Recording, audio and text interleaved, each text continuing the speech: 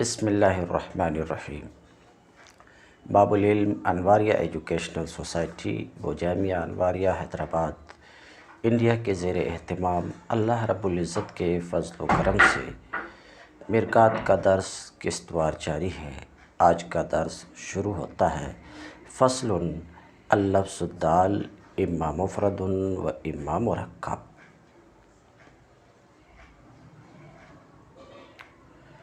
مصنف علیہ رحمہ فرماتے ہیں اللفظ الدال یعنی اللفظ الدال علی المعنی بالمطابقت، وہ لفظ جو معنی پر مطابقتاً دال ہے، وہ لفظ جو معنی پر مطابقتاً دال ہو،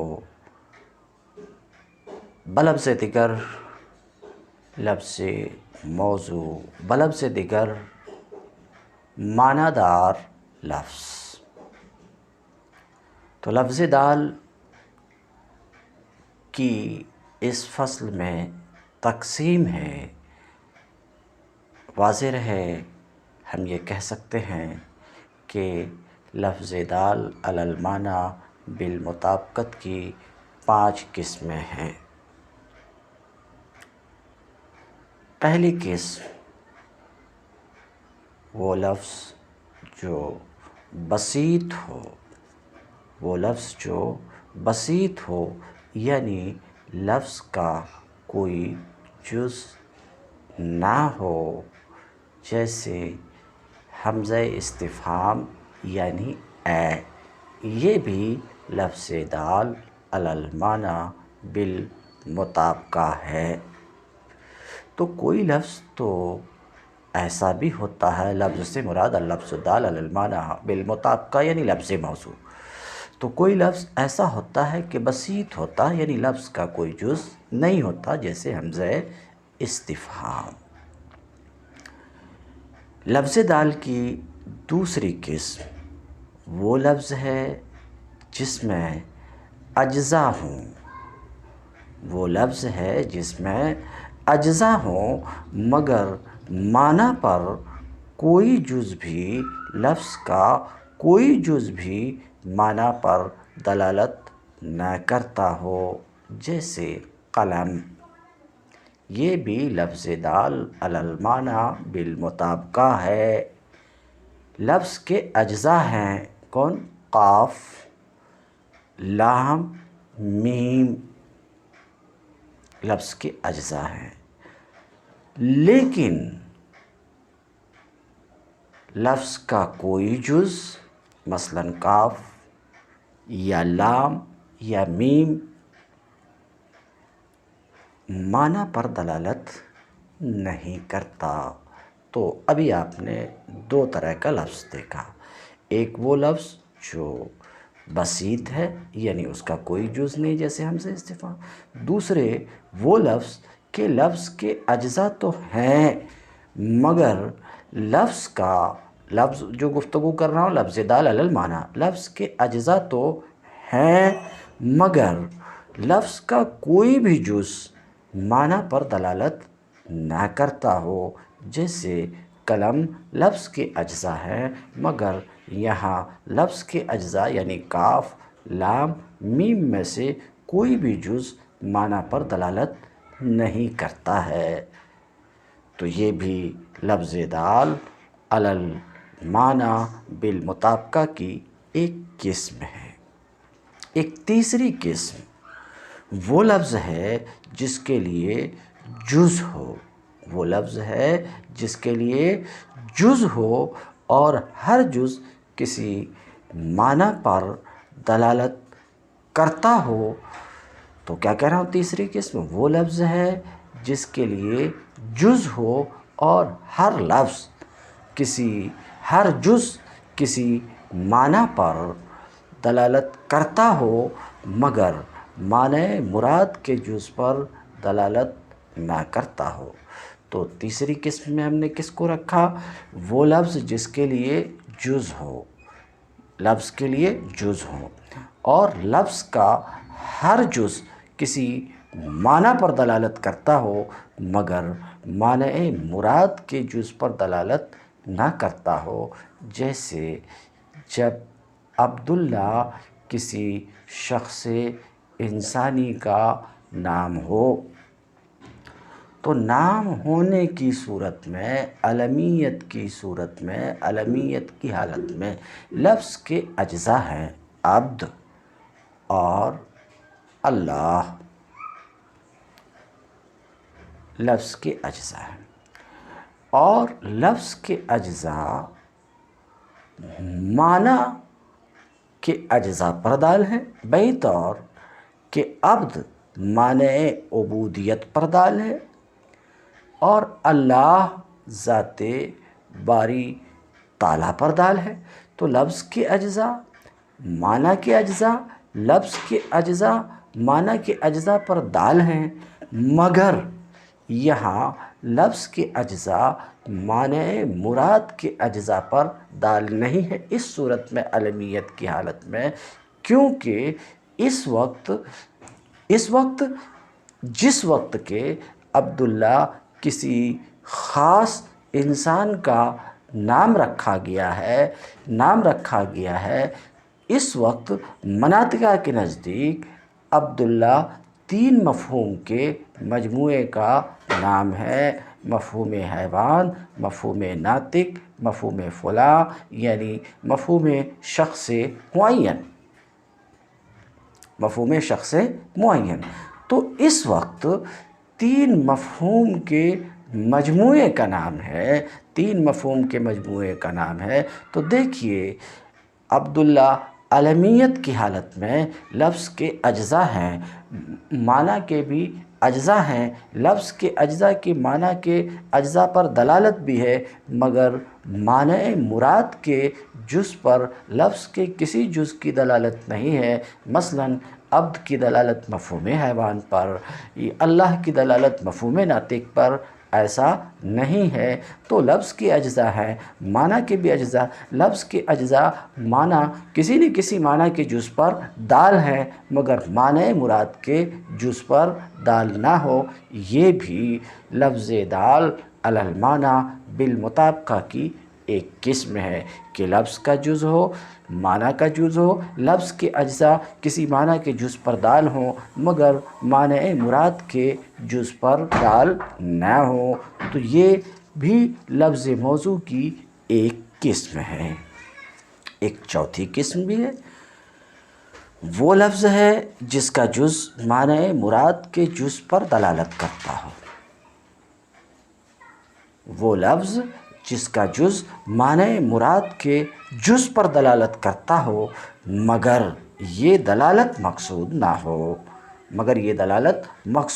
نہ ہو، جیسے کہ لفظ حیوان ناطق جب کسی انسان کا نام ہو، لفظ حیوان ناطق کسی انسان کا نام ہو تو دیکھیے یہاں لفظ کے اجزاء ہیں حیوان، ناطق، معنی کے بھی اجزاء ہیں، جیسا کہ ابھی عبداللہ میں سن چکے کہ جب کسی شخص انسانی کا نام رکھا گیا تو اس وقت حیوان ناطق 3 مفہوم کے مجموعے کا نام ہے، مفہوم حیوان، مفہوم ناطق، مفہوم فلاں کے مجموعے کا نام ہے۔ تو یہاں لفظ کے اجزاء ہیں، لفظ حیوان، لفظ ناطق، معنی کے بھی اجزاء ہیں، اور لفظ کا جز معنی مراد کے جز پر دال بھی ہے کہ معنی مراد اس وقت ہے 3 مفہوم کا مجموعہ، اور لفظ حیوان مفہوم حیوان پر، لفظ ناطق مفہوم ناطق پر، تو لفظ کے اجزاء معنی مراد کے اجزاء پہ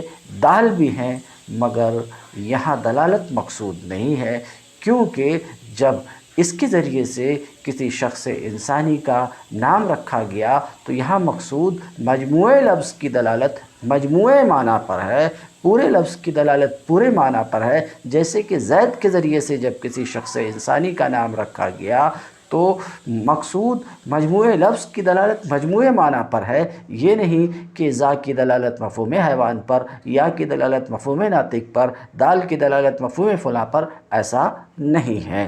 تو اس وقت جب کہ حیوان ناطق کے ذریعے سے کسی شخص انسانی کا نام رکھا گیا تو ہم یہ دیکھتے ہیں کہ یہاں لفظ کے بھی اجزاء ہیں، معنی کے بھی اجزاء ہیں۔ لفظ کے اجزاء کی معنی مراد کے جز پر دلالت بھی ہو رہی، مگر یہ دلالت مقصود نہیں ہے، کیونکہ مقصود یہاں پر مجموعہ لفظ کی دلالت مجموعہ معنی پر یہ بھی ایک چوتھی قسم ہوئی۔ یہ چوتھی قسم ہوئی لفظ دال علی المعنی بالمطابقہ کی، یہ چوتھی قسم ہے۔ پانچویں قسم وہ لفظ ہے جس کے جز کی دلالت معنی مراد کے جز پر مقصود ہو، یعنی لفظ کے جز کی دلالت معنی مراد کے جز پر مقصود ہو۔ یہ لفظ دال علی المعنی بالمطابقہ کی 5 قسمیں ہیں۔ 5 قسموں میں سے پہلی 4 قسمیں یہ مفرد ہیں اور 5ویں قسم مرکب ہے۔ یہیں سے آپ سمجھ گئے ہوں گے کہ مرکب کے لیے 4 امور کا تحقق ضروری ہے۔ جب 4 امور متحقق ہوں گے تب مرکب کا تحقق ہوگا، اور ان 4 میں سے کسی ایک کا بھی انتفاع ہوگا تو مفرد کا تحقق ہوگا۔ تو مفرد کی 4 قسمیں ہوئی اور مرکب کی 1 قسم۔ تو لفظ دال علی المعنی بالمطابقہ کی 5 قسموں میں سے 4 قسمیں مفرد میں داخل ہیں اور 1 قسم مرکب ہے۔ تو یہ بولنا درست ہے کہ اللفظ الدال علی المعنی بالمطابقہ کی 2 قسمیں ہیں، مفرد اور مرکب۔ کہتے ہیں اللفظ الدال اما مفرد و اما مرکب۔ لفظ دال علی المعنی بالمطابقہ یا تو مفرد ہوگا یا مرکب، فالمفرد تو مفرد وہ لفظ ہے کہ اس کے جز کی اس کے معنی کے جز پر دلالت مقصود نہ ہو۔ مفرد وہ لفظ ہے کہ اس کے جز کی معنی کے جز پر دلالت مقصود نہ ہو۔ اس کی تشریح کرتے ہوئے محشی کہتے ہیں کہ مفرد وہ لفظ ہے کہ اس کے جز کی اس کے معنی کے جز پر دلالت مقصود نہ ہو۔ تو ایک صورت تو یہ ہوتی ہے کہ اس کا کوئی جز ہی نہ ہو، اس لفظ کا کوئی جز ہی نہ ہو، جیسے حمزہ استفہام یہ مفرد ہے، اس کا کوئی جز نہیں ہے، تو بھی اس پر یہ بات صادق آتی کہ لفظ کے جز کی معنی کے جز پر دلالت مقصود نہ ہو، بئی طور کے جز ہی نہ ہو، جیسے حمزہ استفہام۔ یا یہ کہ جز تو ہو، لفظ کا جز ہو لیکن معنی کا جز نہ ہو، تو یہ بھی مفرد ہی ہوگا۔ یہ بھی کیونکہ مفرد اس کو قرار دیا کہ لفظ کے جز کی معنی کے جز پر دلالت مقصود نہ ہو، بئی طور کے معنی ہی کا جز نہ ہو، جیسے اس میں جلالت یعنی اللہ لفظ کا تو جز ہے، حمزہ لام ہا لفظ کا جز ہے لیکن معنی کا جز نہیں ہے، کیونکہ معنی اللہ رب العزت کی ذات ہے اور اس کا کوئی جز نہیں ہے۔ تو ایک صورت یہ کہ لفظ ہی کا جز نہ ہو، دوسرے یہ کہ لفظ کا تو جز ہو مگر اس کے معنی کا جز نہ ہو۔ ایک تیسری صورت یہ کہ لفظ کا جز ہو مگر اس کی معنی پر دلالت نہ ہو، جیسے کہ زید سمجھ رہے ہیں، لفظ کا جز ہے لیکن لفظ کے کسی جز کی معنی پر دلالت نہیں ہے، معنی مراد کے کسی جز پر دلالت نہیں ہے۔ یا یہ کہ ایک چوتھی صورت یہ ہے کہ لفظ کا جز ہو اور یہ جز معنی پر دال ہو لیکن اس کا مدلول معنی مقصود کا جز نہ ہو، جیسے کہ عبداللہ عالمی حالت میں، جس کی ابھی میں وضاحت کر چکا۔ ایک صورت یہ ہے کہ لفظ کا جز ہو اور وہ معنی مقصود کے جز پر دال بھی ہو لیکن اس کی دلالت مقصود نہ ہو، جیسے کہ حیوان ناطق عالمی حالت میں، اور اس کی تشریح گزر چکی۔ تو کہتے ہیں لفظ دال الالمانہ بالمطابقہ یا تو مفرد ہوگا یا مرکب۔ مفرد وہ لفظ ہے کہ اس کے جز کی اس کے معنی کے جز پر دلالت مقصود نہ ہو، جیسے حمزہ استفہام کی دلالت اپنے معنی پر، یہ مفرد ہے کیونکہ یہاں لفظ کے جز کی معنی کے جز پر دلالت مقصود نہیں ہے۔ اسی طریقے سے زید کی دلالت کس کے اوپر؟ اپنی ذات پر یعنی ذات زید پر، یہ بھی مفرد ہے۔ اور جیسے عبداللہ کی دلالت اپنے معنی علمی پر، علم ہونے کی حالت میں، یہ بھی مفرد ہے کیونکہ یہاں لفظ کی معنی کے جز پر دلالت مقصود نہیں ہے۔ کہتے ہیں مفرد کی تعریف ہوئی، اب مرکب کی تعریف کر رہے ہیں۔ والمرکب ما یقصد بجزئہ دلالہ علی جزء معنیہ۔ مرکب وہ لفظ ہے، مرکب وہ لفظ ہے کہ لفظ کے جز کی اس کے معنی کے جز پر دلالت مقصود ہو، مقصود ہو۔ تو مرکب میں چار قیود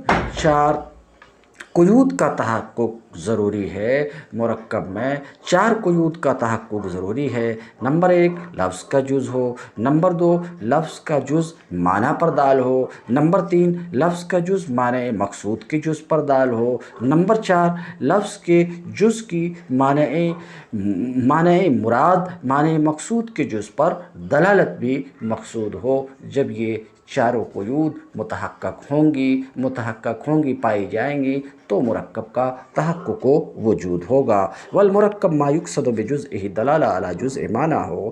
اور مرکب وہ لفظ ہے کہ اس کے جز کی اس کے معنی کے جز پر دلالت مقصود ہو، جیسے زید قائم مرکب ہے، کیوں؟ لفظ کے اجزاء ہیں، معنی کے بھی اجزاء ہیں، اور لفظ کے جز کی معنی کے جز پر دلالت مقصود ہے، کیوں کہ زید قائم، زید ایک لفظ ہے، قائم ایک دوسرا لفظ ہے، لفظ کے اجزاء ہیں، زید ذات زید پر دال ہے، اور قائم بھی ایک ذات مبہمہ پر دال ہے جو صفت قیام معنی مصدری سے متصف ہے۔ تو لفظ کے اجزاء، معنی کے اجزاء، لفظ کے اجزاء کی معنی کے جز پر دلالت بھی مقصود ہے، لہٰذا زید قائم مرکب ہے۔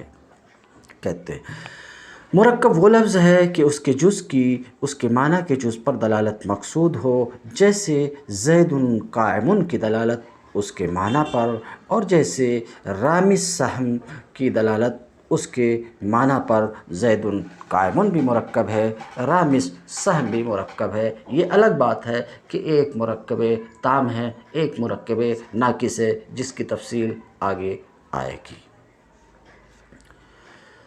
ثم المفرد علی انحاء ثلاثہ۔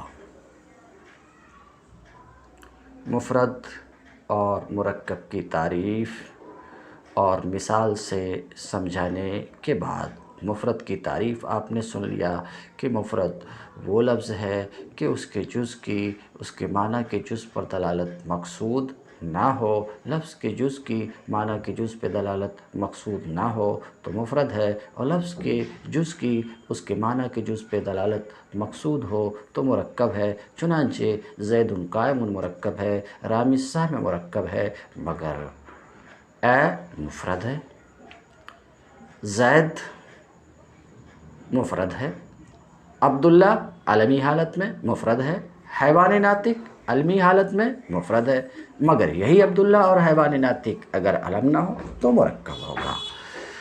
اب ثم المفرد علی انحاء ثلاثہ، اس عبارت سے ثم المفرد علی انحاء ثلاثہ، اس عبارت سے مصنف مفرد کی تقسیم کر رہے ہیں معنی کے اعتبار سے، یعنی معنی کے اعتبار سے مفرد کی 3 قسمیں ہیں۔ مفرد کی 3 قسمیں ہیں: اسم، کلمہ، ادات۔ اب آگے کی عبارت لأنہ إن كان معناه سے مفرد کے 3 قسموں میں منحصر ہونے کی دلیل بیان کر رہے ہیں۔ مفرد کی تعریف تو آپ نے سن لیا، دلیل حصر اور ان کی تعریف میں داخل ہونے سے پہلے میں 3 مثال رکھتا ہوں۔ گھر، یعنی بیت، بیٹھا جلس ہے، فی میں، البیت مفرد ہے، بیٹھا مفرد ہے، فی یعنی میں مفرد ہے، تینوں مفرد ہیں۔ مگر آپ یہ بتائیے کہ جب آپ کے سامنے بولا گیا گھر تو آپ کو مخصوص خاص طرح کی ایک چیز سمجھ میں آئی۔ اسی طریقے سے آپ کے سامنے جب اس لفظ کا تلفظ ہوا یعنی بیٹھا تو اس سے ایک مخصوص عمل، مخصوص فعل آپ کو سمجھ میں آیا۔ تو گھر سے ایک خاص طرح کی چیز آپ کو سمجھ میں آئی اور بیٹھا سے ایک خاص طرح کا کام آپ کو سمجھ میں آیا، اور میں اس سے جس طریقے سے گھر سے ایک مخصوص طرح کی چیز سمجھ میں آئی، بیٹھا سے ایک مخصوص فعل سمجھ میں آیا، اس طریقے سے میں سے کوئی خاص چیز، کوئی خاص عمل، کوئی خاص چیز سمجھ میں نہیں آئی۔ تو ہیں تینوں مفرد، تینوں میں سے ہر ایک مفرد ہے، گھر بھی مفرد ہے، بیٹھا بھی مفرد ہے اور میں بھی مفرد ہے، یعنی البیت بھی مفرد، جلسہ بھی مفرد اور فی بھی مفرد۔ مگر تینوں مفرد ہونے کے باوجود حالت کیا ہے؟ بیت کا حال یہ ہے کہ اس کا وہ اپنا معنی آپ بتا رہا ہے، اسی وجہ سے آپ بیت سن کر کے فوراً ایک مخصوص طرح کی چیز سمجھ گئے، اپنا معنی آپ بتا رہا۔ اسی طریقے سے جلسہ کا لفظ جو مفرد ہے یہ بھی اپنا معنی آپ بتا رہا ہے کہ جو ہی آپ نے سنا ایک مخصوص طرح کا عمل آپ کو سمجھ میں آ گیا۔ تو بیت اور جلسہ ان دونوں کا حال یہ ہے کہ ان دونوں میں سے ہر ایک اپنا معنی آپ بتا رہا ہے، اپنا معنی بتانے میں کسی دوسرے سے ملنے کا محتاج نہیں ہے۔ اسی وجہ سے جو ہی آپ کے سامنے البیت بولا جاتا ایک مخصوص چیز آپ کو سمجھ میں آ جاتی ہے، جو ہی آپ کے سامنے جلسہ بولا جاتا ہے ایک مخصوص عمل آپ کو سمجھ میں آ جاتا ہے کہ اس عمل کے سمجھ میں آنے کے لیے اور اس کے ساتھ کچھ ملانے کی ضرورت نہیں ہے۔ تو البیت اور جلسہ ان دونوں کا حال یہ ہے کہ ان دونوں میں سے ہر ایک مستقل بالمفہومیت ہے، ان دونوں میں سے ہر ایک اپنا معنی آپ بتا رہا ہے، اپنا معنی آپ بتاتا۔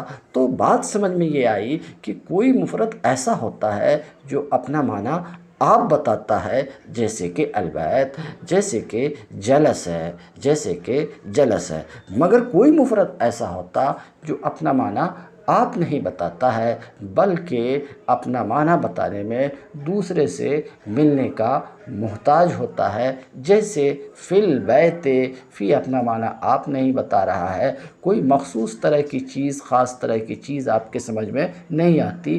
جب اس کے ساتھ کچھ اور ملتا ہے، کسی اور کو ملایا جاتا ہے یا یہ کسی دوسرے کے ساتھ ملتا ہے تو پھر اس کا معنی سمجھ میں آتا ہے۔ تو کوئی مفرد ایسا ہوتا جو مستقل بالمفہومیت ہوتا ہے اور کوئی مفرد ایسا ہوتا جو مستقل بالمفہومیت نہیں ہوتا۔ تو وہ جو مستقل بالمفہومیت ہو، وہ مفرد جو اپنا معنی آپ بتائے، دیکھیے کہ اپنا معنی آپ بتا رہا ہے تو تینوں زمانے میں سے کسی زمانے سے ملا ہوا ہے کہ نہیں، تینوں زمانہ ماضی، حال، مستقبل، تینوں زمانے میں سے کسی ایک زمانے سے مقترن ہے یا مقترن نہیں ہے، مقترن نہیں ہے۔ تو حالت یہ ہے مفرد کی کہ اپنا معنی آپ بتاتا ہے، مفرد کی حالت یہ ہو کہ اپنا معنی آپ بتائے اور تینوں زمانے میں سے کسی زمانے کو شامل نہ ہو تو اس کو منطقی اسم کہتے ہیں۔ جیسے البیت، یہ اپنا معنی آپ بتاتا اور تینوں زمانے میں سے کسی زمانے کو شامل نہیں ہے، اس لیے البیت یا بیتن اسم ہے۔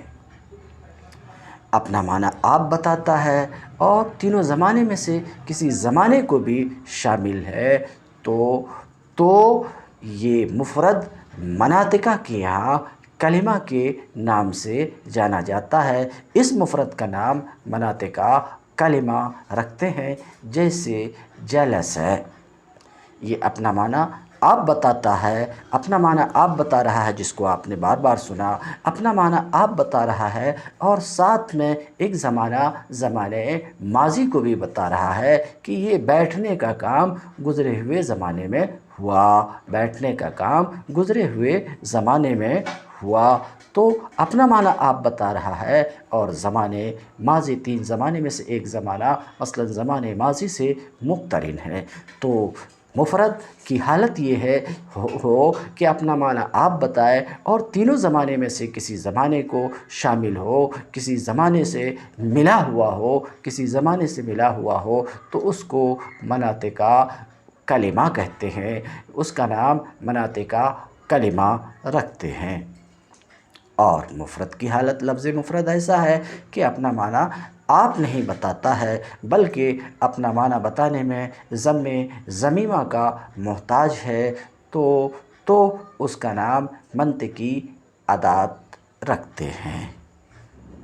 تو آپ نے سماعت فرمایا کہ معنی کے اعتبار سے لفظ مفرد تین طرح کا ہوتا ہے: اسم، کلمہ، ادات، دلیل۔ اس لیے کہ لفظ مفرد یا تو مستقل بالمفہومیت ہوگا، اپنا معنی آپ بتا رہا ہوگا، یا اپنا معنی آپ نہ بتا رہا ہوگا۔ اپنا معنی آپ بتا رہا ہوگا یعنی ضم ضمیمہ کا محتاج نہ ہوگا یا ضم ضمیمہ کا محتاج ہوگا۔ اگر اول ہے تو تین زمانے میں سے کسی ایک زمانے سے مقترن نہ ہوگا یا ہوگا۔ اگر اول ہے تو اسم ہے، دوم ہے تو کلمہ ہے، اور اگر مستقل بالمفہومیت نہیں ہے تو وہ ادات ہے۔ اب ترجمہ دیکھیے۔ ثم المفرد على انحین ثلاثہ، پھر مفرد کی تین قسمیں ہیں، اس لیے کہ مفرد کا معنی اگر مستقل بالمفہومیت ہے یعنی اس کے مفہوم ہونے میں ضم ضمیمہ کی حاجت نہیں ہے تو وہ اسم ہے۔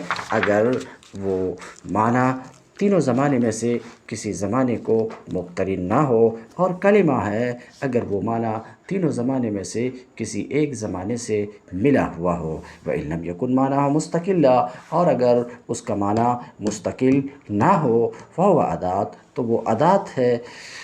تو وہ ادات ہے منطقیوں کی اصطلاح میں، اور وہ حرف ہے نحویوں کی اصطلاح میں۔ ھذا اے خذ ھذا۔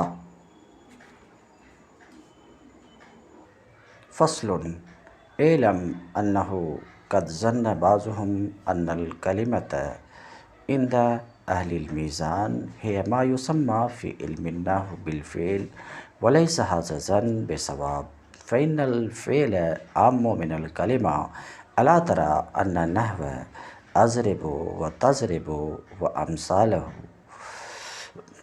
فعل عند النحاة وليس بکلمہ عند المنطقیین لأن الکلمہ من اقسام المفرد والنحو اضرب ونضرب مثلا ليس بمفرد بل هو مرکب لدلالة جزء اللفظ على جزء المعنى فإن الہمزہ تدل على المتکلم وزاد رابع على معنى الحدس۔ یہ فصل ایک سوال کا جواب دینے کے لیے ہے۔ سوال یہاں سے پیدا ہوا کہ ابھی اس سے پہلی والی فصل میں کلمہ کی تعریف کی گئی، کہ کلمہ وہ مفرد ہے جو اپنا معنی آپ بتائے اور تینوں زمانے میں سے کسی ایک زمانے سے ملا ہوا ہو۔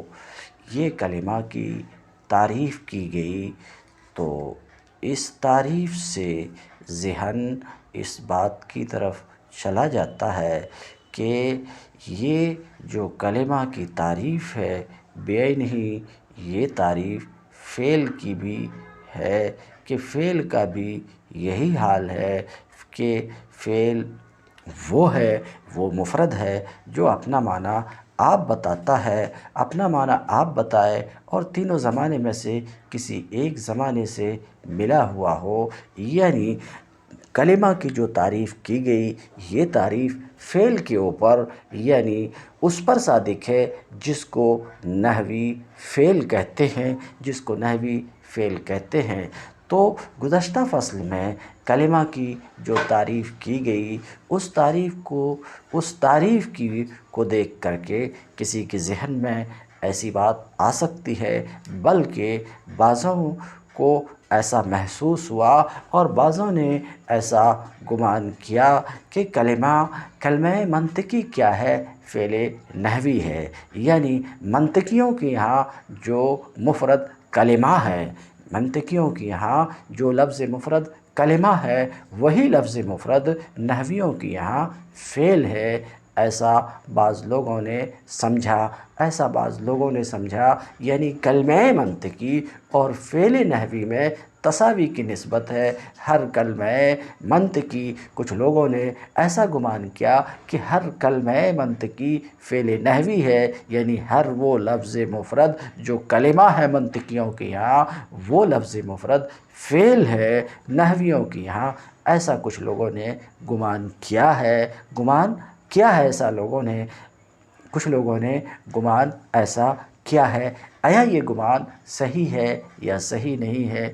اسی بات کا جواب دینے کے لیے اور دونوں کے درمیان فرق واضح کرنے کے لیے یہ فصل رکھی گئی۔ تو اس فصل میں مصنف اس بات کو واضح کرنا چاہتے ہیں کہ دیکھو کلمہ منطقی اور فعل نحوی کے درمیان تساوی کی نسبت نہیں ہے، یعنی ہر فعل نحوی کلمہ منطقی نہیں ہے۔ تساوی کی نسبت تو اس وقت ہوتی کہ ہر کلمہ منطقی فعل نحوی ہوتا اور ہر فعل نحوی کلمہ منطقی ہوتا۔ ایسا نہیں ہے۔ ان دونوں کے درمیان کلمہ منطقی اور فعل نحوی کے درمیان تساوی کی نسبت نہیں ہے، بلکہ عموم خصوص مطلق کی نسبت ہے۔ اخص سے مطلق کلمہ منطقی ہے اور عام مطلق فعل نحوی ہے۔ یعنی کل کلمۃ فعل، کیا مطلب؟ ہر لفظ مفرد جو منطقیوں کے یہاں کلمہ ہے وہ نحویوں کے یہاں فعل ہے۔ کل کلمۃ فعل، ہر کلمہ منطقی فعل نحوی ہے۔ جو بھی مفرد کلمہ ہے منطقیوں کے یہاں وہ نحویوں کے یہاں فعل ہے۔ تو یہ بات تو اپنی جگہ ہے، فعل ہے نحویوں کے یہاں، مگر جو نحویوں کے یہاں فعل ہے، ہر وہ مفرد جو نحویوں کے یہاں فعل ہے، ضروری نہیں ہے کہ منطقیوں کے یہاں کلمہ ہو، یہ ضروری نہیں ہے کا مطلب یہ کہ بعض الفعل لیس بکلمہ، بعض وہ مفرد جو نحویوں کے یہاں فعل ہے، منطقیوں کے یہاں کلمہ نہیں ہے۔ یہ اس کا مطلب اگر یہ بات درست ہے اور اس پر دلیل دی جائے گی کہ بعض فعل کلمہ نہیں ہے، تو اس کا مطلب یہ ہے کہ ان دونوں کے درمیان کلمہ اور فعل کے درمیان تساوی کی نسبت نہیں ہے، بلکہ عموم خصوص مطلق کی نسبت ہے۔ ایک مادہ اجتماع کا ہے، ایک مادہ افتراق کا ہے، یعنی ایک موجبہ کلیہ ہے، ایک سالبہ جزئیہ ہے۔ کل کلمۃ فعل موجبہ کلیہ، بعض الفعل لیس بکلمہ سالبہ جزئیہ۔ تو اس کا مطلب یہ ہے کہ کلمہ منطقی اور فعل نحوی کے درمیان عموم خصوص مطلق کی نسبت ہے، اخص مطلق فعل ہے، اخص مطلق کلمہ ہے، یعنی ہر کلمہ فعل ہے، عام مطلق فعل ہے، ہر فعل کلمہ نہیں ہے، ہر فعل کلمہ نہیں ہے۔ اس کو یوں بول سکتے کہ بعض فعل کلمہ نہیں ہے۔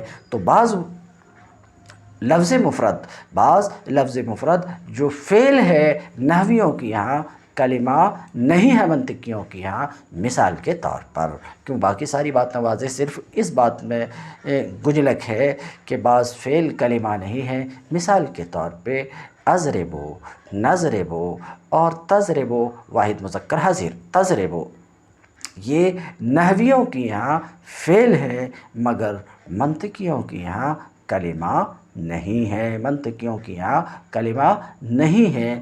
کیونکہ کلمہ منطقیوں کی یہاں مفرد کی قسم ہے، کلمہ مفرد کی قسم ہے، اور اضربو، نضربو مفرد نہیں ہے بلکہ مرکب ہے، وہ بھی مرکب تام خبری ہے، مرکب تام خبری ہے کہ اس میں صدق اور کذب کا احتمال ہے۔ اضربو، نضربو میں لفظ کے اجزاء معنی کے اجزاء پہ دال ہے، اور دلالت بھی مقصود ہے کہ اضربو میں حمزہ متکلم پر دال ہے، نضربو میں نون متکلم پر دال ہے، اور زاد رابا معنی مصدری پہ دال ہے۔ تو لفظ کے اجزاء معنی کے اجزاء پر اضربو، نضربو میں لفظ کے اجزاء معنی کے اجزاء پہ دال ہیں اور دلالت بھی مقصود ہے۔ تو اضربو، نضربو، اضربو، نضربو، یہ کلمہ نہیں ہے، مفرد نہیں ہے بلکہ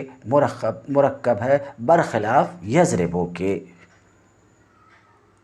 کہ یضربو مفرد ہے، یضربو مفرد ہے۔ اگر اس پر آپ کہیں گے یضربو، اس میں بھی یا غیبت پر دال ہے اور زاد رابا معنی حدس پر دال ہے، ہم کہیں گے یضربو کا اضربو، نضربو پر قیاس درست نہیں ہے، اس لیے کہ اگر یہ اس بات پر دال ہوتی جو آپ بتا رہے ہیں تو پھر یضربو کے بعد ہوا کی ضمیر یا تضربو مؤنث کے بعد ہے کی ضمیر آتی تھی، تو یہ ضمیر فاعل نہیں ہوتی تھی، یہ ضمیر فاعل نہیں ہوتی بلکہ اس کی تاکید ہونی چاہیے، حالانکہ تاکید نہیں ہے، برخلاف اضربو کہ اضربو کے بعد انا، اضربو انا، اور نضربو کے بعد نحنو، نضربو نحنو، اگر انا اور نحنو یہ فاعل نہیں ہے بلکہ تاکید ہے تو اضربو کا حمزہ تکلم پر اور نضربو کا نون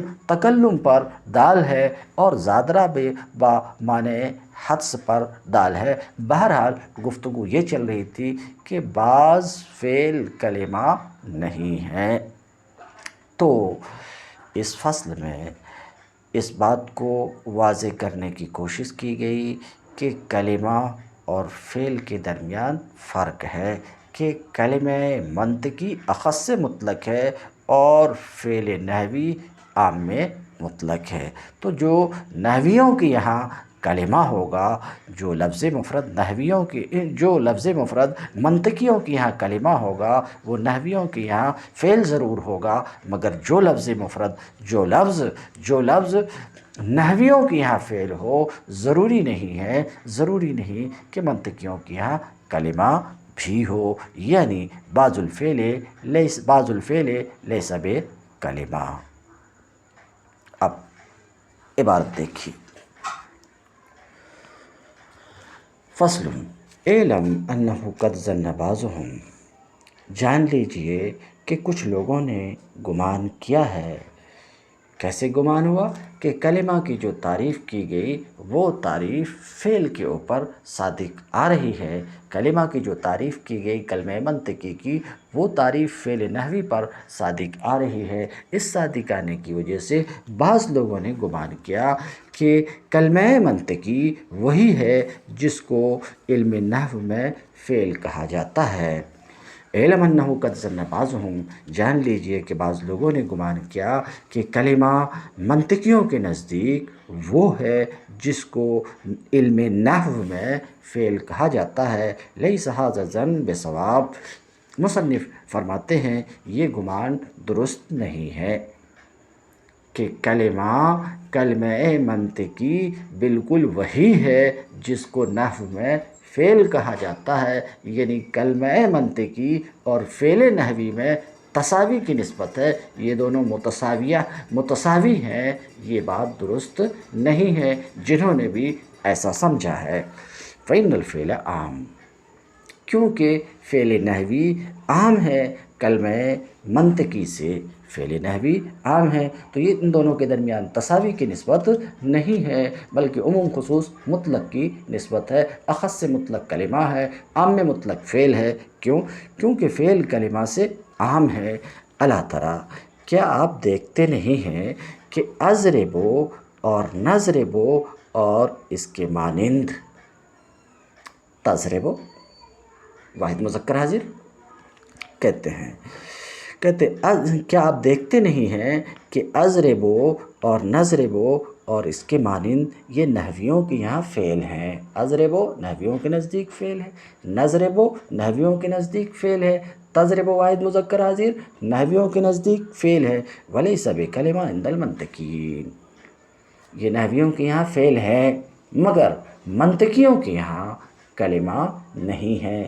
اضرب نضرب اسی طریقے سے تضرب واحد مذکر حاضر یہ بھی منطقیوں کے یہاں کلمہ نہیں ہے۔ کیوں کلمہ نہیں ہے؟ اس لیے کہ کلمہ منطقیوں کے یہاں یہ قسم ہے مفرد کی، جیسا کہ آپ سن چکے کہ مفرد کی 3 قسم ہیں، اسم کلمہ کہتے ہیں، اس لیے کہ کلمہ مفرد کی قسموں میں سے ہے۔ کلمہ کس کی قسموں میں سے ہے؟ مفرد کی قسموں میں سے ہے، لأن الکلمہ من اقسام المفرد، اور اضرب اور نضرب اور اس کے مانند مثال کے طور پہ یہ مفرد نہیں ہے۔ مثال کے طور پہ اضرب، نضرب اور اس کے مانند تضرب وغیرہ یہ مفرد نہیں ہے، بلکہ یہ اضرب، نضرب اور اس کے مانند مرکب ہیں، بلکہ کیا ہے؟ مرکب ہے۔ کیونکہ اضرب و نضرب یہ صدق و کذب کا محتمل ہے۔ اضرب ایک کو میں لیتا ہوں ان میں سے، اضرب صدق و کذب کا محتمل ہے، اور جو صدق اور کذب کا محتمل ہو وہ مرکب ہے، تو اضرب نضرب اور اس کے مانند مرکب ہے۔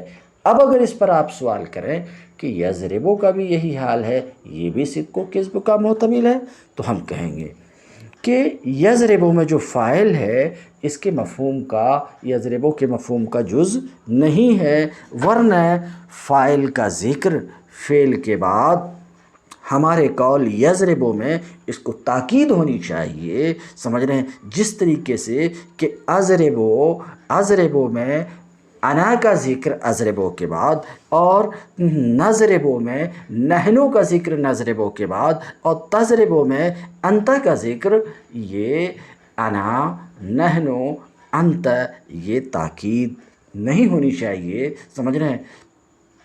تاکید نہیں ہونی چاہیے، حالانکہ تضرب میں انت اور اضرب میں انا اور نضرب میں نحنو یہ تاکید ہے، برخلاف یضرب کے بعد ہوا ہے یہ تاکید نہیں ہے، تو کہتے ہیں۔ تو بات سمجھ میں آئی کہ یضرب یہ تو مفرد ہے، برخلاف تضرب اور اضرب اور نضرب کے، تو کہتے ہیں لیس بمفرد، اضرب نضرب مفرد نہیں ہے بلکہ مرکب ہے، کیونکہ لفظ کا جز معنی کے جز پر دال ہے، لفظ کا جز معنی کے جز پر دال ہے، کیونکہ حمزہ جو یضرب میں ہے، حمزہ جو اضرب میں ہے یہ متکلم پر دال ہے، اور زاد را با یہ معنی، زاد را با معنی حدث پر دال ہے۔